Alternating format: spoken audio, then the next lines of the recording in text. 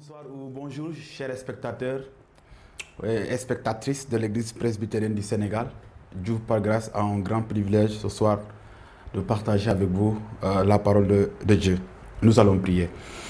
Éternel Dieu, nous avons besoin de toi, besoin de ton soutien, de ta puissance et de ta grandeur. Sois avec nous, Seigneur, garde-nous. Nous voulons partager ta parole. Nous te demandons, Seigneur, notre Dieu, que ton esprit nous aide à bien véhiculer, Papa, ton message. Permets à ce que toutes les personnes qui écouteront ta parole puissent être nourries. Au nom puissant de Jésus. Amen.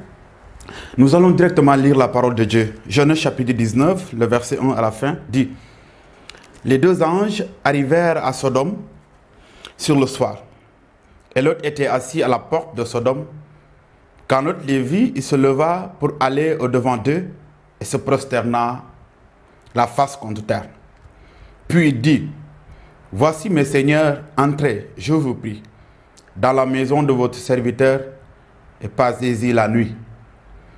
Lavez-vous les pieds, vous vous lèverez de bon matin et vous poursuivrez votre route. Non, répondirent-ils, nous passerons la nuit dans la rue. Mais l'autre les pressa tellement qu'ils vinrent chez lui et entrèrent dans la maison. Il leur donna un festin et fit en cuire des pains sans levain, et ils mangèrent. Ils n'étaient pas encore couchés que les gens de la ville, les gens de Sodome, entourèrent la maison. Depuis les enfants jusqu'aux vieillards, toute la population était accourue. Ils appelèrent Lot et lui dirent: Où sont les hommes qui sont entrés chez toi cette nuit? Fais-les sortir vers nous pour que nous les connaissions. Lot sortit vers eux à l'entrée de la maison et ferma la porte derrière lui. Et il dit: Mes frères, je vous prie, ne faites pas de mal. Voici, j'ai deux filles qui n'ont point connu d'homme. Je vous les amènerai dehors et vous les ferez ce qu'il vous plaira. Seulement, ne faites rien à ces hommes, puisqu'ils sont venus à l'ombre de mon toit. Ils dirent: Retire-toi. Ils dirent à côté encore: Celui-ci est venu comme étranger, il veut faire le juge. Eh bien, nous te ferons pis qu'à eux. Et pressant l'autre avec violence, ils s'avancèrent pour briser la porte. Les hommes étendirent la main et firent rentrer l'autre vers eux dans la maison et fermèrent la porte. Et ils frappèrent d'aveuglement les gens qui étaient à l'entrée de la maison, depuis le plus petit jusqu'au plus grand, de sorte qu'ils se donnèrent une peine inutile pour trouver la porte. Les hommes dirent à Lot: Qu'as-tu encore ici, gendre, fils, fille, et tout ce qui t'appartient dans la maison? Fais-les sortir de ce lieu, car nous allons détruire ce lieu, parce que le cri contre ses habitants est grand devant l'Éternel. L'Éternel nous a envoyés pour le détruire. Lot sortit et pria et parla à ses gendres qui avaient pris ses filles. Levez-vous, dit-il, sortez de ce lieu, car l'Éternel va détruire la ville. Mais aux yeux de ses gendres, il parut plaisanter. Dès l'aube du jour, les anges insistèrent auprès de Lot en disant: Lève-toi, prends ta femme et tes deux filles qui se trouvent ici, de peur que tu ne périsses dans la ruine de la ville. Et comme il tardait, les hommes le saisirent par la main, lui, sa femme et ses deux filles, car l'Éternel voulait l'épargner. Ils l'amenèrent et le laissèrent hors de la ville. Après les avoir fait sortir, l'un d'eux dit: Sauve-toi pour ta vie, ne regarde pas derrière toi et ne t'arrête pas dans toute la plaine. Sauve-toi vers la montagne, de peur que tu ne périsses. L'autre leur dit: Oh non, Seigneur, voici, j'ai trouvé grâce à tes yeux, et tu as montré la grandeur de ta miséricorde à mon égard, en me conservant la vie. Mais je ne puis me sauver à la montagne avant que le désastre m'atteigne. Je périrai. Voici, cette ville est assez proche pour que je m'y réfugie. Et elle est petite. Oh, que je puisse m'y sauver? N'est-elle pas petite et que mon âme vive? Il lui dit, voici, je t'accorde encore cette grâce, et je ne détruirai pas la ville dont tu parles. À toi de t'y réfugier, car je ne puis rien faire jusqu'à ce que tu y sois arrivé. C'est pour cela que l'on a donné à cette ville le nom de Soar. Le soleil se levait sur la terre lorsque Lot entra dans Soar. Alors l'Éternel fit pleuvoir du ciel sur Sodome et sur Gomorrhe du souffle et du feu de par l'Éternel. Il détruisit ces villes, toute la plaine et tous les habitants des villes et les plantes de la terre. La femme de Lot regarda en arrière et elle devint une statue de sel. Abraham se leva de beau matin pour aller au lieu où il s'était tenu en présence de l'Éternel. Il porta ses regards du côté de Sodome et dit, Sodome et de Gomorrhe, et sur tout le territoire de la plaine. Et voici, il vit se lever de la terre une fumée, comme la fumée d'une fournaise. Lorsque Dieu détruisit les villes de la plaine, il se souvint d'Abraham et il fit échapper Lot du milieu du désastre par lequel il bouleversa les villes où Lot avait établi sa demeure. Amen. Voici, mes frères et sœurs en Christ, alors ces versets qui nous permettront de partager avec vous le message de l'Éternel. Ça s'arrête au verset 29. Pour mieux comprendre notre prédication, nous aimerions vous donner ces 4 sous-parties. Du verset 1 jusqu'au verset 4, nous allons parler de l'entrée et de la discussion de Lot avec les anges. La deuxième partie, qui est du verset 5 jusqu'au verset 11, nous allons montrer le mauvais désir des habitants de Sodome et de Gomorrhe face à l'hospitalité de Lot et de la puissance des anges. La troisième partie, qui constitue le plan de destruction de Sodome et de Gomorrhe révélé à Lot. Et la dernière partie, ou bien la quatrième partie, c'est le jugement de Dieu contre Sodome et Gomorrhe. Et enfin, nous allons parler de la dernière partie qui nous montre tout simplement comment la destruction de Sodome et de Gomorrhe, bien comment le sauvetage de Lot nous révèle-t-elle tout simplement alors l'alliance de Dieu avec Abraham. Pour aller directement à la première partie, la Bible nous dit que les 2 anges arrivèrent à Sodome et à Gomorrhe. Mais avant cela, nous allons faire une petite introduction avant d'y arriver. La Bible nous dit que les 3 anges sont venus chez Abraham. Dieu a envoyé des anges pour avertir Abraham, pour parler avec Abraham, pour détruire Sodome et Gomorrhe. Mais ces anges sont venus vers Abraham. Nous pouvons nous demander cette question. Qu'est-ce qui a été l'intérêt? Qu'est-ce qui a été tout simplement alors cet intérêt? Le fait que les anges passent d'abord par la maison d'Abraham avant d'aller tout simplement accomplir leur mission. C'est très important parce que Dieu voulait faire quelque chose et avant de faire cette quelque chose, il fallait que Dieu parle d'abord avec son ami, avec celui-là avec qui il a fait une alliance. Les anges sont venus pour parler avec Abraham et c'est très important. Et quand les 2 anges continuaient leur chemin, la Bible nous dit que Dieu reste maintenant au pied d'Abraham pour lui montrer tout simplement ce qu'il va faire à Sodome et à Gomorrhe. Ce qui est très important. Dans cette histoire, cela est très bénéfique pour Abraham. Abraham pourrait apprendre quelque chose de très spécial de Dieu. Cette communion, cette relation que Dieu a avec lui. Le fait que Dieu vient pour l'avertir, pour le révéler tout simplement ce qu'il va faire à Sodome et à Gomorrhe. Et c'est là où maintenant que les 2 anges vont continuer pour arriver jusqu'à Sodome et Gomorrhe. Dieu a pris l'initiative de venir juste chez Abraham pour l'avertir, pour parler avec lui, pour tout simplement lui montrer ce dont il va faire à Sodome et Gomorrhe. Les deux anges sont venus à Sodome et Gomorrhe. La Bible nous dit qu'ils sont venus et automatiquement à l'entrée de la ville, il y a quelque chose qui s'est passé. Ils rencontrent qui? Ils ont rencontré quelqu'un là-bas. Ils ont rencontré l'autre qui était à la porte de la ville, à l'entrée de la porte de la ville.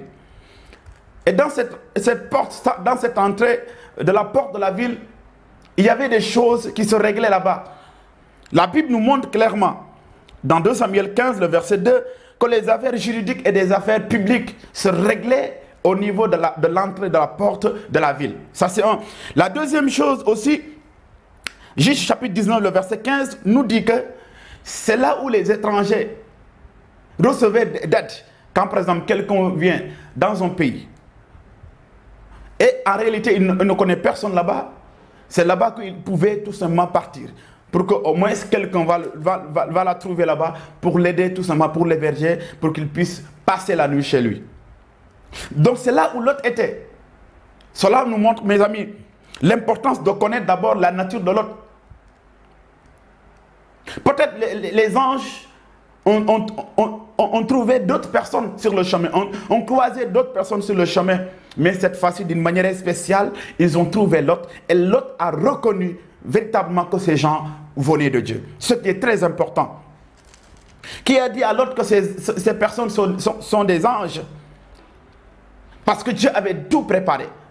Parce que dans le plan de Dieu, Dieu avait préparé que l'autre soit sauvé. L'autre soit libéré, délivré alors tout simplement de ce jugement. Il fallait que Dieu crée une circonstance pour tout simplement permettre, réveiller la conscience de l'autre pour lui permettre de reconnaître les anges. Ce qui a été véritablement fait par Dieu lui-même. La Bible nous dit dans 2 Pierre, le chapitre 2, le verset 7 au verset 8, que l'autre était profondément attristé de la conduite des hommes de Sodome et de Gomorrhe. Ça veut dire, l'autre ne pouvait pas changer les habitants de Sodome et de Gomorrhe. Oui, malgré qu'il craignait Dieu, malgré tout simplement, il avait une foi à ce Dieu, mais il ne pouvait pas changer. Il ne pouvait pas transformer les habitants de Sodome et de Gomorrhe. Mais il y a quelque chose de positif dans la vie de l'autre. Malgré le péché. Parce que la Bible nous dit que c'est toute la population qui est venue. Du plus petit jusqu'au vieillard. Cela montre tout simplement que le péché était vraiment dans la ville. La population vivait dans le péché. Mais l'autre gardait sa relation avec le Seigneur. L'autre gardait sa crainte devant l'Éternel.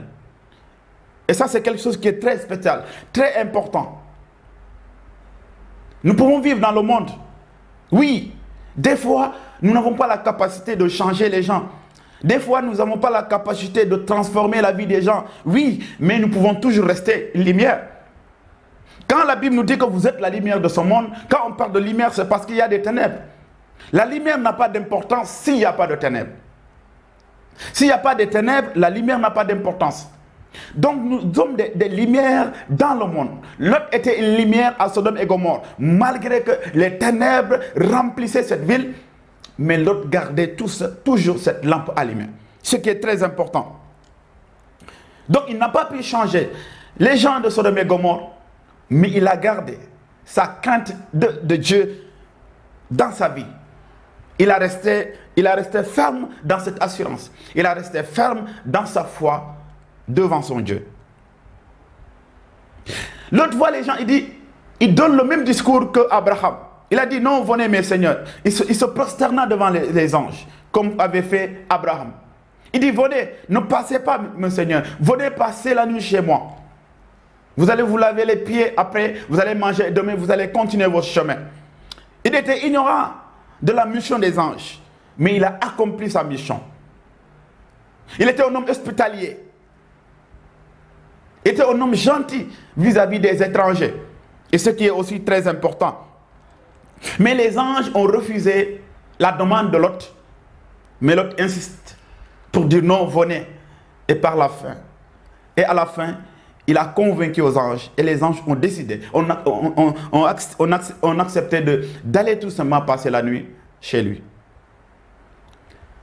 Les anges ont accepté la demande. Ils sont partis maintenant pour passer la nuit chez l'autre.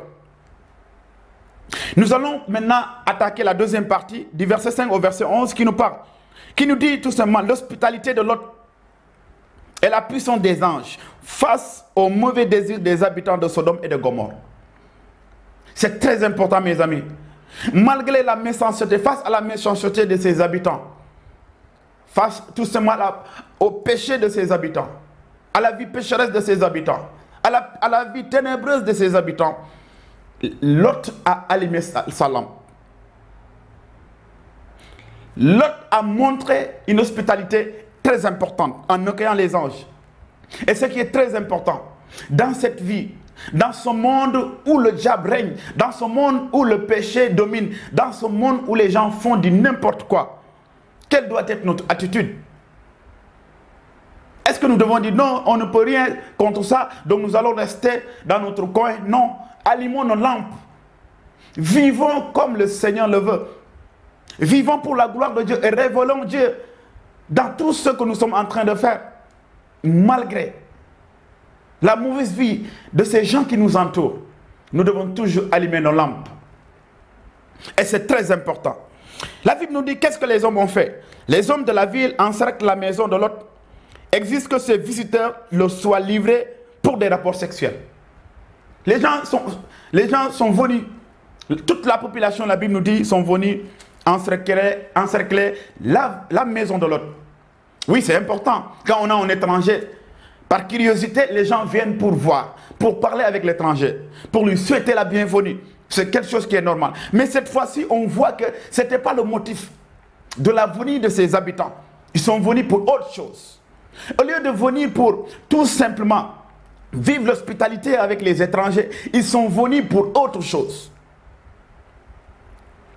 Ils sont venus pour autre chose. Et la Bible nous dit, ils sont venus pour dire à Lot, maintenant, où se trouvent ces hommes-là qui sont chez toi?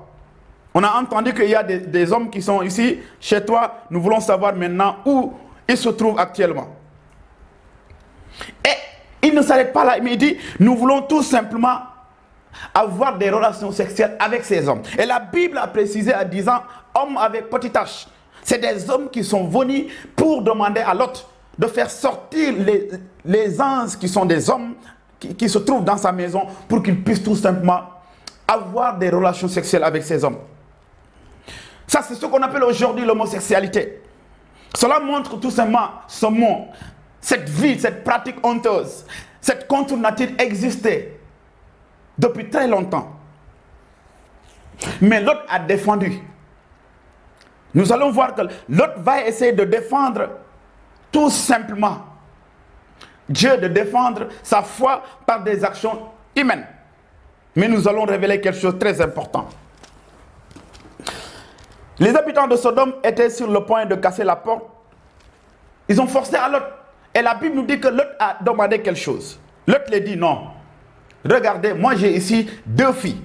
Nous allons essayer de faire un échange. Je vais vous donner mes 2 filles qui ne connaissent pas encore d'hommes, qui sont vierges. Et vous allez épargner ces hommes. Humainement, par ses forces, par ses moyens, Lot a essayé de défendre Dieu. Lot a essayé de privilégier tout ce qui appartient à Dieu au détriment de ses 2 filles. Il a essayé de faire un sacrifice pour Dieu. Mais quel était tout simplement ce sacrifice? Est-ce que Lot avait le privilège? Lot avait la capacité de donner ses filles, même s'il voulait défendre les anges. Est-ce qu'il avait véritablement cette capacité de le faire? Est-ce qu'il avait le droit de le faire? Regardez, Lot voulait honorer Dieu en déshonorant Dieu. Parce que c'était un péché que ces hommes, que les habitants de Sodome et Gomorrhe couchent avec les 2 filles de Lot. Les 2 filles de Lot, c'était interdit par Dieu. Et on ne peut pas honorer Dieu en déshonorant Dieu. Donc cela rejoint la prédication de notre frère Seba, c'est-à-dire prier dans le plan de Dieu. Il y a une demande très honorable, la demande de Lot. Il demande quelque chose pour préserver les affaires de Dieu. Mais il demande hors du plan de Dieu. Il demande hors du règlement de Dieu. Hors de la limite de Dieu. C'était un péché qu'une fille qui n'est pas encore mariée puisse faire des relations sexuelles avec un autre homme. Ou bien avec un homme. C'était interdit par Dieu, par la loi de Dieu. Donc c'était un péché. Donc l'autre ne pouvait pas. Même s'il a essayé de le faire, il avait le désir de le faire, l'hospitalité de le faire, de protéger les étrangers. On dit en serrère, ça veut dire si tu as des étrangers chez toi, tu peux les donner ta chambre pour passer véritablement. Ils vont passer la nuit là-bas et toi, tu passes la nuit dehors. Mais il n'avait pas la capacité, il n'avait pas le droit de le faire. Il voulait honorer Dieu tout en déshonorant Dieu. Et c'est pourquoi c'est très important. Dans tout ce que nous faisons pour Dieu, essayons de voir, est-ce que nous sommes dans le plan de Dieu ou est-ce que nous sommes en dehors du plan de Dieu? Si nous sommes en dehors du plan de Dieu, même si la demande, tout simplement l'action est noble, n'essayons pas de le faire. Parce que ça n'aboutit pas. Et même si ça aboutit, ça n'honore pas Dieu. Donc, il a essayé par ses propres forces, par ses propres moyens, de défendre la cause de Dieu, de défendre tout simplement, de protéger les anges. Il a essayé. Il a fait quand même des choses à louer, mais il l'a fait d'une mauvaise manière. Et c'est pourquoi, toi qui m'écoutes ce soir, tout ce que tu fais avec le Seigneur, fais-le dans le plan de Dieu. Dieu avait déjà décidé de détruire Sodome et Gomorrhe, et c'est pourquoi il a envoyé les anges. Mais les anges n'ont rien dit jusqu'à présent. Ils sont venus, il y a un instant, ils rentrent dans la maison de l'autre. Ils ont pris peut-être le repas, ils ont mangé ensemble. Ils ont parlé ensemble, discuté ensemble, mais rien. On ne connaît pas pour le moment. L'autre ne connaît pas pour le moment la mission de ces anges. Ils tâtonnaient. Et c'est pourquoi c'est très important. Dans tout ce que nous faisons pour Dieu, c'est très, très important que nous comprenions cette chose. La Bible nous dit que les habitants de Sodome étaient sur le point de casser la porte de l'autre, mais sont frappés d'aveuglement. Les anges ont laissé l'autre faire tout. Mais quand les habitants de Sodome et Gomorrhe ont voulu maintenant casser la porte pour rentrer, pour forcer, c'est là où maintenant que les anges ont dit, voilà, l'autre, tu as atteint tes limites maintenant. Pousse-toi maintenant, nous allons accomplir notre mission. Et c'est pourquoi je dis, tout ce que nous faisons pour Dieu, c'est important. Dieu peut nous donner le privilège d'agir, de faire tout ce que nous voulons. Mais au moment opportun, au temps voulu par Dieu, Dieu viendra prendre le relais. Il viendra lui-même faire l'action. Parce qu'il a son plan. Et il connaît son plan. Donc tout ce que tu fais pour Dieu, essaye de le faire dans le plan de Dieu. Sinon tu vas vouloir honorer Dieu. Et à la fin, tu vas déshonorer ton Dieu. Essaye de comprendre la volonté de Dieu dans tout ce que tu fais.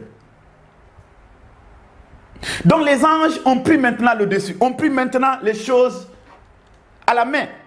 Ils ont dit, oui, l'autre, tu as tout essayé, tu as essayé de nous épargner, mais maintenant, nous sommes plus forts que ces gens. Et la puissance de ces anges, qui était plus forte que la puissance de toute la population de Sodome et de Gomorrhe. La Bible nous dit qu'ils étaient aveugles. Ils ne pouvaient plus voir maintenant où se trouvait la porte. Parce que Dieu, c'était le moment de Dieu, le moment voulu par Dieu. C'était le temps de Dieu. Quand le temps de Dieu arrive, toute chose est désactivée. Quand le temps de Dieu arrive, toute chose n'a plus de puissance. C'est très important, mes amis. Quand le temps de Dieu est là, les choses humaines ne marchent plus. Quand le temps de Dieu est là, les actions humaines ne marchent plus. Dieu prend le contrôle de la chose. Et c'est très important. Et c'est là où maintenant que nous allons rentrer dans la partie C, ou la troisième partie, du verset 12 au verset 23, qui nous dit le plan de destruction de Sodome et de Gomorrhe révélé à Lot. C'est là où maintenant que les anges vont révéler à Lot leur mission. Ils vont dire à Lot, il annonce alors le plan de l'Éternel de détruire Sodome à cause de leur méchanceté. Les gens viennent maintenant pour dire à Lot, retire-toi, viens derrière, parce que nous allons détruire Sodome et Gomorrhe, parce que nous avons été envoyés pour ça. Dieu a entendu le cri de cette nation Le cri de cette nation est venu jusqu'à Dieu. Leur méchanceté a sonné aux oreilles de Dieu. C'est pourquoi nous sommes envoyés.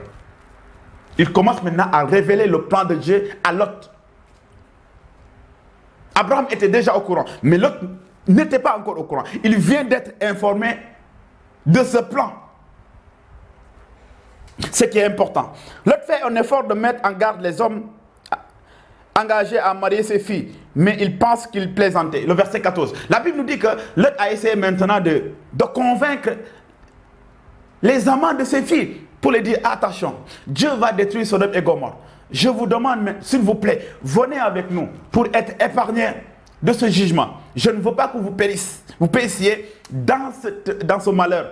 Venez avec moi et nous allons tout simplement suivre les anges pour être épargnés de ce malheur. Mais pour eux, l'autre était en train de plaisanter. Combien de fois on te parle de Dieu? Combien de fois on te parle du plan de Dieu? Combien de fois on te parle de l'amour de Dieu? Combien de fois on te parle du jugement de Dieu qui va venir? Et combien de fois tu as refusé d'écouter cet appel? Tu as refusé d'écouter cette voix qui t'appelle. Tu as besoin d'écouter cela. Tu as besoin d'entendre cette parole. Et tu as besoin aussi d'accepter cette parole pour être épargné au dernier jugement. Dieu t'appelle nuit et jour, mon frère, ma soeur. À ce moment même, Dieu est en train de t'appeler parce que Dieu appelle chaque jour. Écoute la voix de Dieu. Accepte la voix de Dieu. N'endurcis pas ton cœur. Il est à la porte, il frappe. Il veut tout simplement t'épargner au jour du jugement.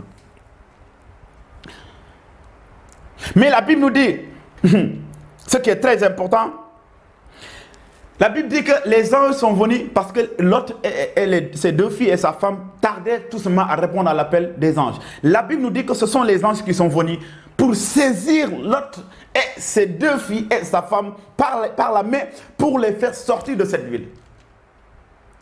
Cela montre que Dieu voulait véritablement sauver cette famille. C'était dans le plan de Dieu que Lot soit sauvé. Ils restaient là peut-être à négocier, à ranger leurs bagages. Les anges ont dit, le temps de Dieu a sonné. Dieu va bientôt détruire la ville. Venez avec nous. Il commence maintenant à presser Lot et à sa famille. Mais il y a quelque chose. L'autre dit non. Écoutez, il y a une ville qui est là, qui est à côté là. Je crains que je ne peux pas arriver à la montagne, aux collines. Donc, permettez-moi d'aller me réfugier dans cette ville. Et les anges lui disent, non, va là-bas. Parce que c'est à cause de ça que nous sommes envoyés. On ne peut pas détruire la ville tant que tu n'es pas épargné, tant que tu n'es pas en sécurité. Le jugement ne viendra pas. Alléluia. Tant que tu n'es pas en sécurité, la ville ne peut pas être détruite. Parce que Dieu, dans le plan de Dieu, tu dois être sauvé. Mon frère, ma soeur, si tu comprends aujourd'hui, combien de fois Dieu s'intéresse à toi, combien de fois Dieu prend la peine de faire des efforts pour te protéger, pour t'épargner de ce jugement qui viendra. Tu vas un peu réfléchir et donner ce privilège, et rentrer dans ce privilège que Dieu t'a donné. Dieu prend, il est patient avec toi, parce qu'il veut te sauver, parce qu'il veut t'épargner de ce jugement. Qu'est-ce que tu dois faire? Accepte tout simplement de répondre à cet appel. Et la Bible nous dit ce qui est important. Nous allons rentrer dans la quatrième partie du verset 23 verset 28. Le jugement de Dieu contre Sodome et Gomorrhe. Dans tout ce que les anges ont dit à Lot et à sa famille, il y avait un commandement, une règle, ou bien une règle bien déterminée. Dieu a dit à Lot, les anges ont dit à Lot, attention, partez, sortez la ville, mais ne regardez pas en arrière. Ça, c'était le commandement. Désobéir à ce commandement serait véritablement égal à être détruit. C'est-à-dire à mourir dans le jugement, dans ce jugement de Dieu.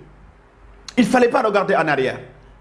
Ce qui est bizarre, la Bible nous dit que la femme de Lot regardait en arrière.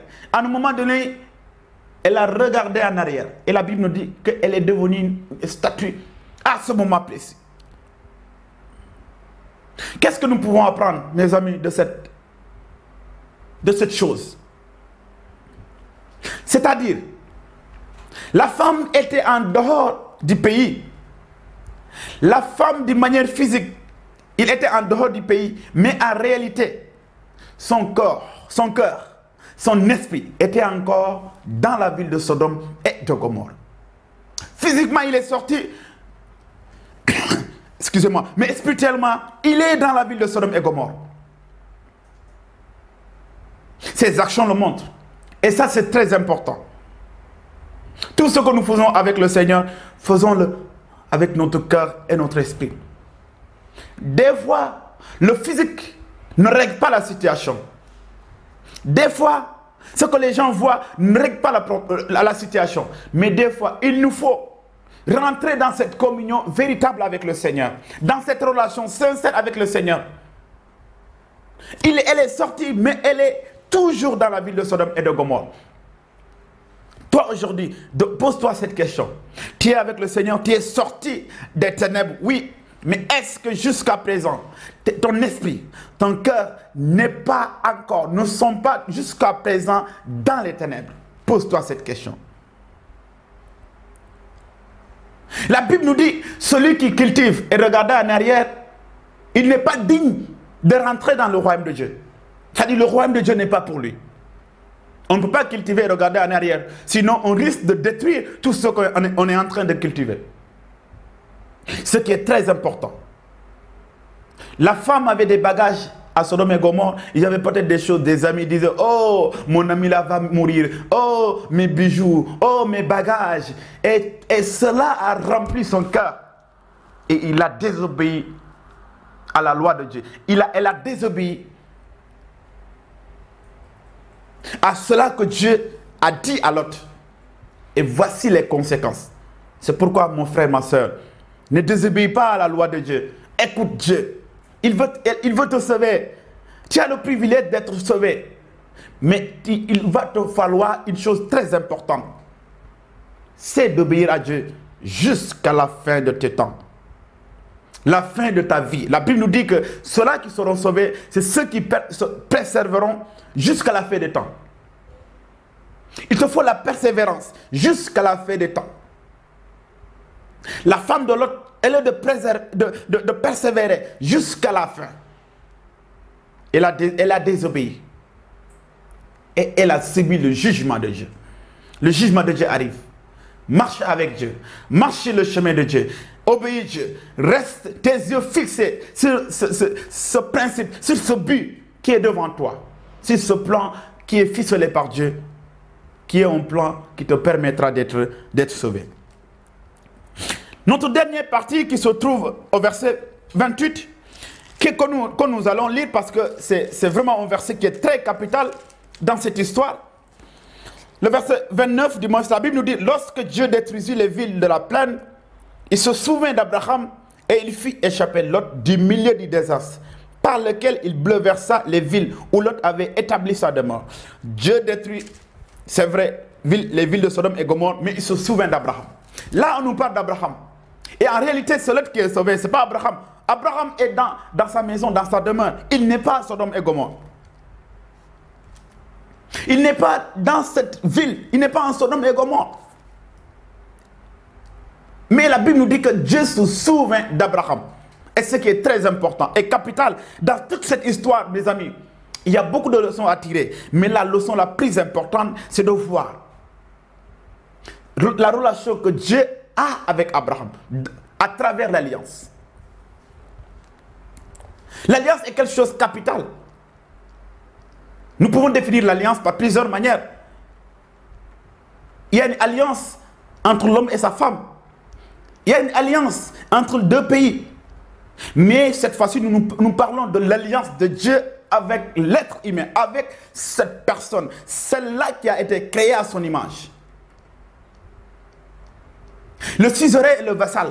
Et cette fois-ci, les commandements, les décisions, tout vient du suzerain, tout vient de Dieu. Regardez, dans toute cette histoire, qu'est-ce que vous voyez? C'est Dieu qui a pris l'initiative d'envoyer les anges. Hein? C'est Dieu qui a pris l'initiative que les anges passent par Abraham pour l'avertir, parler avec Abraham. C'est Dieu qui a permis que ces deux anges arrivent juste dans la ville de Sodome et Gomorrhe. Tout vient de Dieu. Et ça, c'est très important. C'est cette alliance qui nous permet de recevoir les bénédictions de Dieu. C'est dans cette alliance que nous pouvons recevoir les grâces de Dieu, que nous pouvons recevoir l'équipement de Dieu pour vivre notre foi chrétienne. Et donc, si tu ne comprends pas, si tu négliges l'alliance, je te demande de faire un effort de comprendre que la vie chrétienne se repose dans l'alliance. Regardez, Lot a été sauvé à cause de l'alliance de Dieu avec Abraham. Alors que Lot et Abraham avaient un problème. Mais cela n'a pas empêché à Dieu de sauver Lot à cause de son alliance. Donc l'alliance va au-delà d'Abraham. Cette alliance va au-delà d'Abraham parce que la Bible nous dit l'alliance c'est pour Abraham et sa descendance. Donc, ce qui est capital est très important. La grande leçon à tirer, c'est juste de voir cette relation de Dieu avec Abraham. Dieu dit que Dieu se souvient d'Abraham. La Bible nous dit que dans l'histoire de Noé, Dieu se souvient de Noé. Pourquoi? Il se souvient de Noé ou d'Abraham. Pourquoi? Il se souvient de l'alliance qu'il a fait. Quand Dieu dit, il ne peut pas tout simplement contredire ce qu'il a dit. Lorsque Dieu faisait cette alliance avec Abraham, la Bible nous dit, l'histoire nous montre que Dieu a jugé en quelque sorte. Il devait obligatoirement respecter les accords de cette alliance.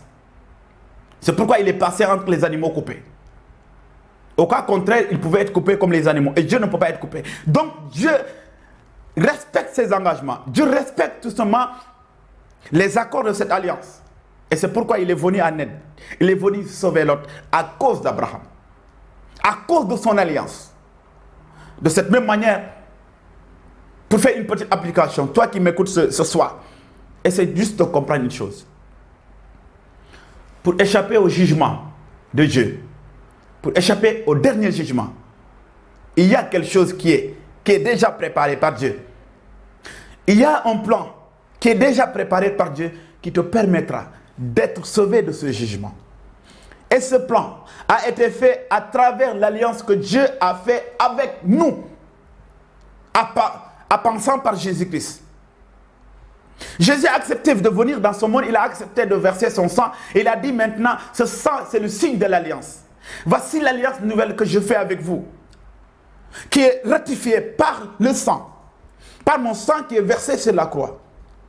Et c'est cette alliance qui te permet toi-même d'être sauvé au dernier jugement. C'est pourquoi Jésus dira, ceux qui croient à moi ne seront pas jugés. Alléluia. Pourquoi? Le jugement n'est pas encore là. Mais la Bible nous dit que ceux qui croient au Seigneur Jésus-Christ ne seront pas jugés. Parce qu'ils sont dans l'alliance. L'autre ne pouvait pas être détruit parce qu'il était dans l'alliance. Même s'il n'était pas d'une manière physique palpable dans l'alliance, il était dans l'alliance parce que Dieu a fait l'alliance avec Abraham. Et cette alliance a couvert l'autre, a couvert la vie de l'autre. Alléluia. Donc toi qui m'écoutes ce soir, essaie juste de comprendre que tu es sauvé par grâce à travers l'alliance de Jésus-Christ. Donc tu es en alliance avec Dieu. Mais tout vient de Dieu. Mais au travers de cette alliance, tu reçois les bénédictions de Dieu. Sois prêt, rentre dans l'alliance. Tout ce que vous pouvez tout oublier, sauf cela. Dieu se souvient d'Abraham. Pourquoi? Parce qu'il a sauvé l'autre. Il voulait sauver l'autre. Pourquoi? Parce qu'il respecte toujours ses engagements. La Bible nous dit que tout ce qu'il a dit, il le fera. Dieu, tout ce qu'il a dit, il le fera. Dieu a dit quelque chose dans ta vie en faisant avec toi une alliance au travers de Jésus-Christ. Dieu l'a dit et il le fera. Dieu a dit que quiconque croit à mon Fils sera sauvé. Il ne passera pas au jugement. Il est épargné au dernier jugement. Parce que l'alliance de Jésus-Christ te couvre. Ce soir, mon ami, mon frère, ma soeur, essaye de comprendre. Dieu est avec toi. Malgré la situation, malgré le monde qui est pourri, malgré la gravité de la vie de ses habitants. Les gens vivent dans la contre-nature, les gens vivent dans le péché, peu importe. Mais pour conclure, peu importe, le temps de Dieu passe toujours. Même si c'est dur, même si les gens prennent le contrôle pour faire du mal, le temps de Dieu passe toujours. Et rien, et je le dis, rien ne peut empêcher au temps de Dieu, au plan de Dieu d'être réalisé. Et c'est pourquoi ne soyez pas perturbés, bouleversés par ce qui se passe derrière vous. Des hommes, des gens qui se lèvent pour signer n'importe quoi. Ne soyez pas bouleversés par cela.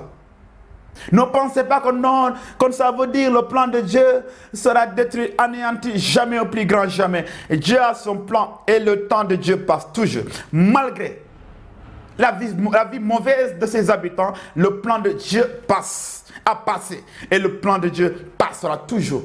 Et je te dis ce soir, une bonne nouvelle. Le plan de Dieu dans ta vie passe toujours. Malgré l'adversité, malgré la méchanceté, malgré tes ennemis qui se sont levés, qui se sont ligués pour te combattre, le plan de Dieu dans ta vie passe toujours. Dieu a un plan merveilleux pour toi. Ce plan est déjà ficelé et il est en train d'être réalisé. Il faut juste que tu comprennes une chose.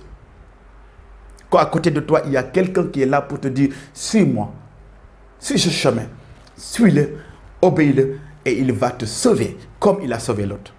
Ce soir, j'aimerais t'encourager à savoir que tu es en alliance avec un Dieu qui est merveilleux, un Dieu qui est capable, un Dieu qui libère, un Dieu qui guérit, un Dieu qui transforme. Que rien ne t'étonne, que rien ne te bouleverse. Il est avec toi, il marche avec toi, il te conduit et il te sauvera au dernier jugement. Seigneur, merci.